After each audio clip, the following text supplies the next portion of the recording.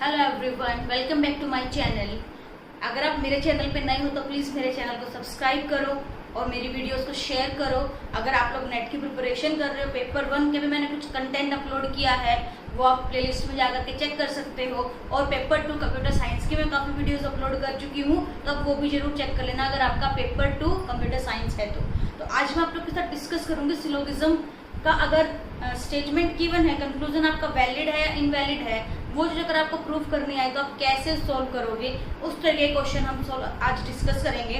इससे पहले मैं आप लोग के साथ डिस्कस कर चुकी मूड्स एंड फिगर्स कैसे फाइंड आउट करने हैं, और 3 तरीके की स्टेटमेंट जो थी वो स्क्वायर ऑफ अपोजिशन में 3-4 टाइप हम ऑलरेडी डिस्कस कर चुके हैं कि यहाँ से क्या क्वेश्चन पूछे जाते हैं नेट में। आज ये हमारा लास्ट डिस्कशन है कि कैसे हम इस टाइप के क्वेश्चन सॉल्व करेंगे। तो आज का लेक्चर स्टार्ट करते हैं। तो हमें आज करना क्या है, किस तरह से क्वेश्चन हमें गिवन होगा। अपने पास बहुत सारी स्टेटमेंट्स होगी, some statements are given, these are followed by some conclusion, और कुछ स्टेटमेंट के बाद हमें कुछ कंक्लूजन गिवन होंगे। जिस तरह से ये गिवन है, ये हमारे स्टेटमेंट्स हैं, देन ये सारे के सारे कंक्लूजन हैं। We have to examine all the statement carefully and check that given conclusion follows और नॉट। ये हमें फाइंड आउट करना है कि जो ये गिवन कंक्लूजन है वो इन स्टेटमेंट के अकॉर्डिंगली फॉलो करेंगे या नहीं करेंगे, हमें चेक करना है। चेक करने के लिए मोस्टली हम यूज करते हैं वेन डायग्राम का, तो वेन डायग्राम के थ्रू भी हम चेक करेंगे। और एक शॉर्टकट है हमारा 150।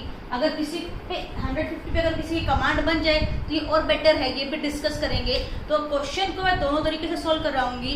पहले हम वेन डायग्राम देखते होता क्या है। वेन डायग्राम आपका ग्राफिकल रिप्रेजेंटेशन ऑफ डेटा है। आपका जो डेटा रहेगा उसको हम ग्राफिकल रिप्रेजेंट करेंगे। तो अपने पास 4 टाइप की स्टेटमेंट दिखाई देंगी। Some A are B, all A are B, some A are not B, and the last one no A are B. तो ये हमें 4 स्टेटमेंट गिवन रहेंगी। तो इनको हम कैसे वेन डायग्राम के थ्रू रिप्रेजेंट करेंगे वो देखते हैं। जो फर्स्ट बोल रहा है कि सम ए आर बी, सपोज ये हमारा ए है और ये बी है, तो जो ये पोर्शन शो कर रहा है ये आपका शो करेगा कि कुछ ए बी है। नेक्स्ट जो हमारी रिप्रेजेंटेशन रहेगी ऑल ए आर बी। कुछ लोग इसको इस तरीके से लिखते हैं कि all A are B, but better रहेगा सॉल्यूशन के लिए हम इसको इस तरीके से शो करें ऑल ए आर बी। आप ये दोनों तरीके से रिप्रेजेंट कर सकते हो ऑल ए आर बी को। नेक्स्ट है सम ए आर नॉट बी, तो हम किस तरीके से शो करेंगे सम ए, कुछ एक ए ऐसे हैं जो कि बी नहीं, ये हमारा रहेगा some A are not B. And no A are B, तो सिंपल ए और बी में कोई भी कनेक्शन नहीं रहेगा। हम इस तरीके से यहाँ क्रॉस लगा देंगे कि इन दोनों में कोई कॉमन पार्ट नहीं है, कोई कनेक्शन नहीं है। ये रिप्रेजेंटेशन हम यूज करेंगे वेन डायग्राम में। और मैंने लास्ट वीडियो में तब हमने स्क्वायर ऑफ अपोजिशन में डिस्ट्रीब्यूटेड एक कॉलम फिल किया था इन चारों के लिए। तब वहाँ मैंने 150 का थोड़ा सा कंसेप्ट बताया था आपको कि जहाँ सम होगा वहाँ दोनों के पास क्या रहेगा, 50-50 रहेगा, ऑब्जेक्ट के पास भी और सब्जेक्ट के पास भी।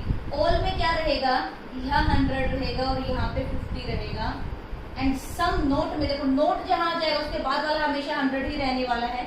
नो यहाँ है तो उसके बाद वाला 100 ही रहने वाला है, उससे पहले यहाँ 50 रहेगा। अगर मैं इस स्टेटमेंट को थोड़ा सा मोल्ड कर दूं, यहाँ लिख दूं all A are not B, तो आप इस चीज में कंफ्यूज मत होना, क्योंकि ये जो all A are not B है, this statement is similar to no A are B. आप चेक कर सकते हो 150 से। ऑल के सामने अगर ए है उस पर क्या लगाना है, हमें 100 लगाना है। यहाँ 50 लगाते थे बट नोट आ गया। अब अभी मैंने बताया कि नोट के बाद भी हम क्या पुट करेंगे 100, तो 100 कौन सी स्टेटमेंट में रहेगा, हमारा नो वाले स्टेटमेंट में रहेगा। तो ये दोनों आपकी क्या है, स्टेटमेंट इक्विवेलेंट है। अगर ऐसा भी कुछ लिखा है क्वेश्चन में तो आप उसको कंसिडर करना कि ये चीज सेम है। कुछ हम क्वेश्चन के थ्रू सीखेंगे कैसे हमें क्वेश्चन मिले होंगे। तो ये मैंने सारा वेन डायग्राम के थ्रू बता दिया आपको। वेन डायग्राम के थ्रू आप कैसे उनको रिप्रेजेंट करोगे, क्वेश्चन में देखेंगे इम्प्लीमेंटेशन कैसे होगी वेन डायग्राम की। 150 मैंने असाइन करा दिया, बट 150 का कुछ रूल है कि आपका जो हम मर्ज करेंगे दो बोल सकते हो आप, दो स्टेटमेंट को, दो प्रपोजिशन को अगर हमें मर्ज करना है तो उनमें क्या कंडीशन रहेगी। यहाँ मैंने लिखा सम बी आर सी। क्या मैं यहाँ से ये कंक्लूजन निकाल सकती हूँ क्या, सम ए आर सी। अब हम देखते हैं 150 के अकॉर्डिंग मैं यहाँ पे क्या असाइन करूंगी, 50 50 50 50। लेकिन जो ये 150 वाला रूल है वो क्या बोल रहा है कि जो आपकी मिडल टर्म है उस पे एटलीस्ट एक प्रीमिस पे तो 100 होना ही चाहिए, किसी न किसी एक वैल्यू पे 100 होना चाहिए, तभी आप उन दोनों स्टेटमेंट को मर्ज करके कंक्लूजन बना सकते हो। अदरवाइज ये हम कंक्लूजन फाइंड आउट नहीं कर सकते, ये आपका इनवैलिड रहेगा। तो ये एक कंडीशन है कि मिडल टर्म पे एटलीस्ट एक जगह आपका 100%, तो दोनों में है तो कोई प्रॉब्लम नहीं है, ठीक है। फर्स्ट रूल ये बोलेगा कि मिडल टर्म पे ध्यान देना है हमें। नेक्स्ट हमें क्या ध्यान देना है, सपोज करो कि मैं यहाँ ऑल कर दूं, यहाँ पे ऑल कर देते, ये सम रहेगा, एक को हम ऑल बना देते ताकि हमें यहाँ 100 मिल जाए। अब देखो एक पे 100 है, ठीक है, हमें कंक्लूजन चाहिए सम ए आर सी, तो यहाँ मैं लिखूंगी 50 50। अब जो प्रीमिसेस हैं वो हमारी रहेगी कमाई की, हम कितना कमा रहे हैं, और जो हमारा कंक्लूजन है वो हमारा क्या रहेगा कि हम स्पेंड कितना करें, उड़ा कितना रहे। इस तरह से आप समझ लेना कि आपकी इनकम क्या है और आपका जो आपका खर्चा है, एक्सपेंडिचर है, वो क्या है, वो हमें कंक्लूजन से पता चलेगा। तो यहाँ देखना ए 50 उड़ा रहा है, क्या वो 50 कमा रहा है, हाँ 50 कमा रहा है, 50 उड़ा रहा है, नो प्रॉब्लम। सी 50 कमा रहा है, 50 उड़ा रहा है, ठीक है, तो ये कंक्लूजन आपका ट्रू है। अगर मैं इसको इस तरीके से लिख दूं ऑल ए आर सी, अब इस पे हम जो असाइन करेंगे वो क्या असाइन करेंगे, ए पे रहेगा हमारा 100, सी पे रहेगा 50। अब देखो ए कमा तो रहा था 50 और उड़ा रहा है, सो क्या ये पॉसिबल है, नहीं है। जो रियल सिनेरियो है पॉसिबल नहीं है, अगर उसको एक नॉर्मल स्टैंडर्ड जीना है तो पॉसिबल नहीं है, इट मीन्स ये कंक्लूजन इनवैलिड है। तो इस तरीके से हम 150 अप्लाई करेंगे। अब क्वेश्चन के थ्रू देखते हैं। जो फर्स्ट क्वेश्चन लिखा है मैंने कि given below are two premises with 4 conclusion drawn from them, which of the following conclusion could be validly drawn from the proposition from the premises। तो जो नीचे 2 premises दे रखी हैं उनसे हमने क्या किया है, 4 कंक्लूजन ड्रॉन किए, और क्वेश्चन ये पूछा गया कि इन चारों में से कौन सा कंक्लूजन वैलिडली ड्रॉन किया गया है, ये क्वेश्चन है। हमें ये 2 premises गिवन है, no paper is pen, some paper are handmade. तो हम इसको पहले वेन डायग्राम के थ्रू बना के देखते हैं कि नो पेपर इज पेन, यहाँ पे मेरा पेपर रहेगा और यहाँ हमने बना दिया पेन बना दिया, और इन दोनों में कोई भी रिलेशन नहीं है। नेक्स्ट स्टेटमेंट क्या बोल रही है हमारी, some paper are handmade, some paper are handmade. तो यहाँ सम बनाना है मुझे, तो इधर बना लो। तो ये मैंने वेन डायग्राम के थ्रू बना लिया। अब जो नेक्स्ट जो आपको बेसिक पॉइंट ध्यान रखना है, अगर आपके पास दोनों स्टेटमेंट पॉजिटिव है तो कंक्लूजन हमेशा क्या आएगा, पॉजिटिव आएगा। लेकिन अगर एक स्टेटमेंट पॉजिटिव है एक नेगेटिव है तो कंक्लूजन हमेशा नेगेटिव मिलेगा। अगर दोनों स्टेटमेंट नेगेटिव हैं तो हमें कोई भी कंक्लूजन नहीं मिलेगा। ये चीज़ और हमें ध्यान रखनी है। तो नेक्स्ट जो इन्होंने कंक्लूजन डिराइव किया वो किया ऑल पेपर आर हैंडमेड। तो यहाँ तो ये बोल रहा है सम पेपर आर हैंडमेड, कंक्लूजन में बोल रहा है ऑल पेपर आर हैंडमेड। देखो इन दोनों का कोई हमने मिक्स नहीं किया है, मिक्सअप नहीं किया कंक्लूजन, सिंपल इसी से एक ही प्रीमिसेस से उसको कंक्लूड किया है। तो यहाँ आप देखो ऐसा पॉसिबल है ही नहीं। अभी तो आप बोल रहे थे सम पेपर आर हैंडमेड, अभी सारे के सारे पेपर हैंडमेड कैसे बन जाएंगे आपके, और इजिली आप इसको 150 से सोल्व कर पाओगे। यहाँ रहेगा आपका 100 और सम पे दोनों पे रहेगा 50 और कंक्लूजन बोल रहा है 150। तो इसी लाइन से देखो हमने ड्रॉ किया है ये। हम ऊपर वाला पेपर नहीं देखेंगे क्योंकि इन दोनों का मिक्सचर नहीं है ये कंक्लूजन, अकेला इसी से ड्रॉ किया गया है। तो ये हम जब चेक करेंगे पेपर आर हैंडमेड, तो यहाँ पेपर 50 था, यहाँ 100 है, तो ये गलत हो गया आपका। तो ये हम कंक्लूजन नहीं निकाल सकते। आप वेन डायग्राम में भी देख लो यहाँ सिर्फ इतना ही पार्ट ऐसा है जो कि पेपर भी है और हैंडमेड भी है, लेकिन यहाँ बोल रहा कि ऑल पेपर, बट ये इतना पार्ट ऐसा है जो कि हैंडमेड नहीं है, तो आपका ये ए जो है वो कंक्लूजन क्या रहेगा, गलत रहेगा, इनवैलिड रहेगा। नेक्स्ट बी कंक्लूजन चेक करते हैं, सम हैंडमेड आर पेन। अब सम हैंडमेड आर पेन मतलब हम अब मिडिल टर्म का यूज कर रहे हैं और मिडिल टर्म पे हम चेक कर रहे हैं, इस पे 100 है, हाँ 100 है, तो हम ये कंक्लूजन बना सकते हैं। बट नेक्स्ट जो पॉइंट है, तब ये दोनों मर्ज करके स्टेटमेंट बनेगी, एक नेगेटिव है एक पॉजिटिव है, रिजल्ट क्या होना चाहिए, कंक्लूजन क्या होना चाहिए, नेगेटिव होना चाहिए, but I think this is not negative, तो आप उसको भी क्या बोल दोगे, ये ऑप्शन भी गया बाहर आपका। नेक्स्ट जो सी बोल रहा है, सम हैंडमेड आर नॉट पेन, तो देखो यहाँ ये रिलेशन बोल रहा है कि कुछ पेपर हैंडमेड है और पेपर सारे के सारे पेन नहीं है, तो जो ये वाला पार्ट है वो पेन नहीं हो सकता, तो अब मैं बोल सकती हूँ सम हैंडमेड आर नॉट पेन, तो ये बोलना सही है वेन डायग्राम के अकॉर्डिंग भी। और अगर हम रूल के अकॉर्डिंग चलेगी, पॉजिटिव नेगेटिव नेगेटिव बनाएगा तो ये नेगेटिव स्टेटमेंट है। ये मैंने वेन डायग्राम के थ्रू बता दिया कि ये मुझे सही लग रहा है, बट मैं 150 से भी चेक करना चाहूंगी। यहाँ रहेगा मेरा 50, यहाँ रहेगा 100, और जो बीच वाली टर्म है पेपर पेपर एक जगह 100 है, यस है, हम इनको मर्ज कर सकते हैं। नेक्स्ट हम चेक करें हैंडमेड पे कितना है 50, यहाँ 50 है, ओके नो प्रॉब्लम, पेन पे 100 है, यहाँ पे भी 100 है, तो ये आपका सही रहेगा। नेक्स्ट भी ट्राई कर लेते हैं, ऑल हैंडमेड आर पेपर, देखो फिर से यही स्टेटमेंट घुमा रखी है ऑल करके, तो ऑल इसका पॉसिबल नहीं रहेगा क्योंकि यहाँ हैंडमेड पे कितना हो जाएगा, 100 हो जाएगा, और यहाँ अपने पास 50 है जो कि गलत हो जाएगा, तो इसका सही आंसर क्या रहेगा, सी रहेगा। तो मैं ये क्वेश्चन आपको दोनों तरीके से बताया कि कैसे आप वेन डायग्राम के अकॉर्डिंग भी सोच सकते हो और किस तरीके से 150 आपको और जल्दी इस क्वेश्चन को सोल्व करने में हेल्प करेगा। तो ये क्वेश्चन आपका आया था 2019 में क्वेश्चन पूछा गया है, ये बिल्कुल फ्रेश क्वेश्चन है। नेक्स्ट क्वेश्चन देखते हैं, सेम स्टेटमेंट थी क्वेश्चन की यही वाली, ये 2018 में पूछा गया था। हमें 2 प्रीमिसेस दे रखी थी, 4 कंक्लूजन दे रखे थे और हमें बताना है कि कौन सा कंक्लूजन वैलिडली ड्रॉन किया गया है फ्रॉम दीज प्रीमिसेस। तो देखते हैं इसमें पहली प्रीमिसेस क्या बोल रही है, all cats are animal, all cats are animal, ठीक है। नेक्स्ट स्टेटमेंट बोल रही है बर्ड्स आर नॉट कैट। अब यहां मैं बना दूं बर्ड्स आर नॉट कैट, ठीक है, ये कैट नहीं है।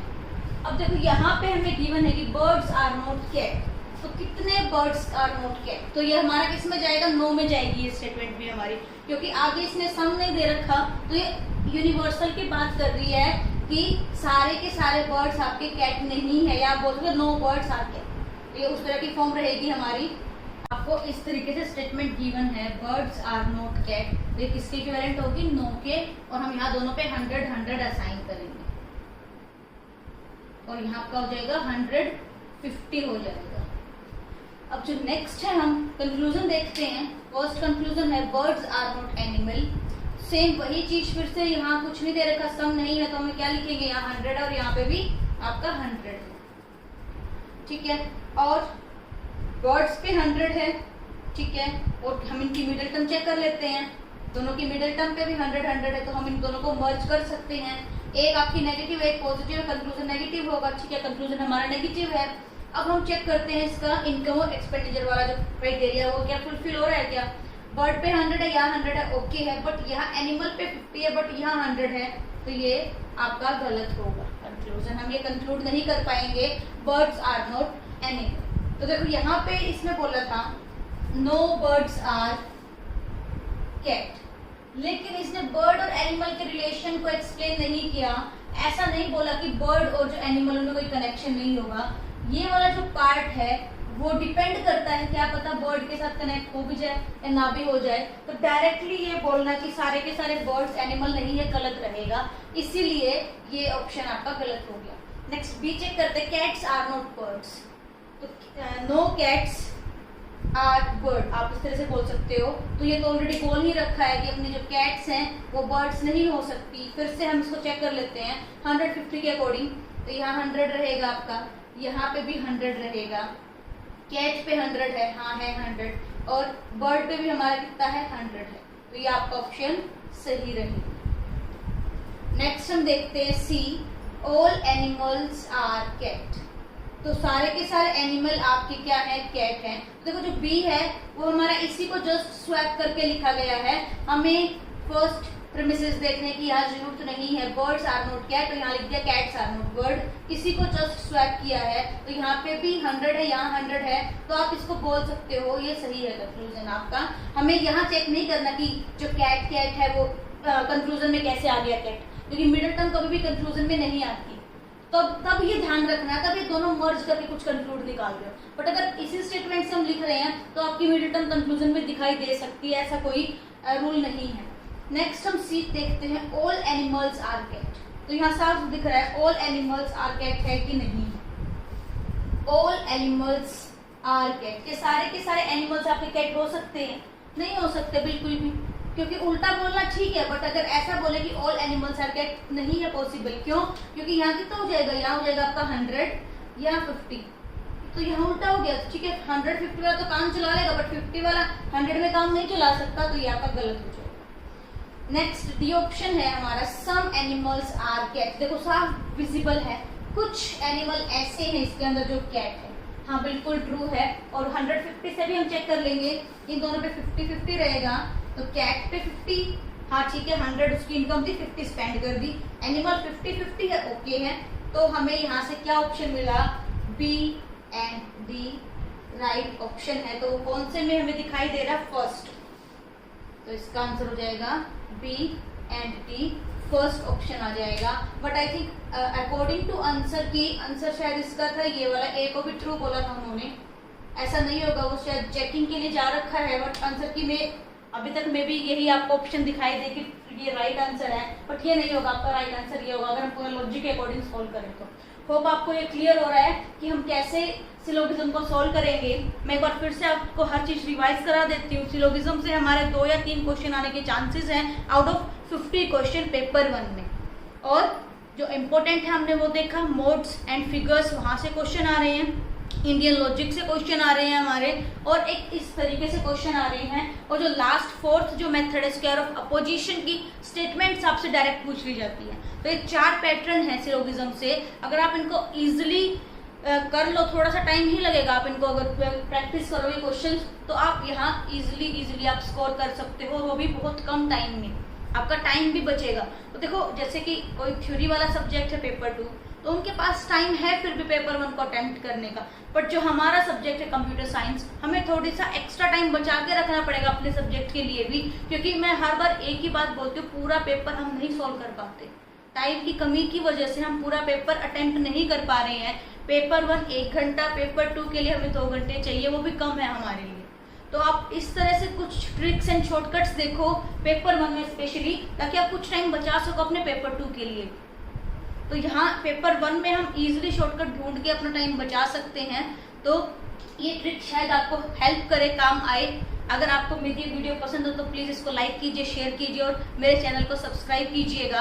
और जो कंप्यूटर साइंस वाले स्टूडेंट हैं प्लीज़ मेरी बाकी प्लेलिस्ट चेक कर लीजिएगा, वहाँ मैंने ग्राफ थ्योरी और एक लास्ट मिनट रिवीजन के नाम से मैंने प्लेलिस्ट चला रखी है। उसमें मैं मिक्सचर पेपर 1 एंड पेपर 2 दोनों की वीडियोज अपलोड कर रही हूँ, जो आपको लास्ट पॉइंट पे हेल्प करेंगे टू रिवाइज द सिलेबस।